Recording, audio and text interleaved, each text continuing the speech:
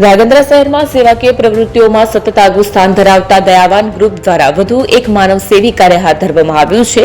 સતત બીજા વર્ષે પણ દયાવાન ગ્રુપ દ્વારા 111 મહિલાઓને હરિદ્વાર યાત્રા માટે રવાના કરવામાં આવી છે.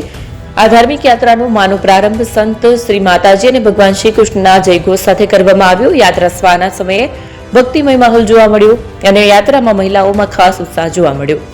આ પ્રસંગે ધ્રાંગધ્રા શહેર ભાજપ પ્રમુખ નિશાંતભાઈ પ્રજાપતિ, નગરપાલિકા પ્રમુખ કુલદીપસિંહ ઝાલા, મહામંત્રી સંજયભાઈ ગોવાણી, પૂર્વ સંગઠન પ્રમુખ જીતુભાઈ ચૌહાણ ખાસ હાજર રહ્યા અને દેશર ભગતની જગ્યાના દર્શન કરવી દયાવાન ગ્રુપની સેવાકીય પ્રવૃત્તિઓને બિરદાવતા શુભેચ્છા પાઠવી. ધ્રાંગધ્રા સેવાકીય કાર્યકર્તા દયાવાન ગ્રુપ હંમેશા મોખરે રહ્યું છે. ધાર્મિક, સામાજિક તેમજ માનવ સેવી કાર્યોમાં રૂપનો ફાળો પ્રશંસનીય રહ્યો છે.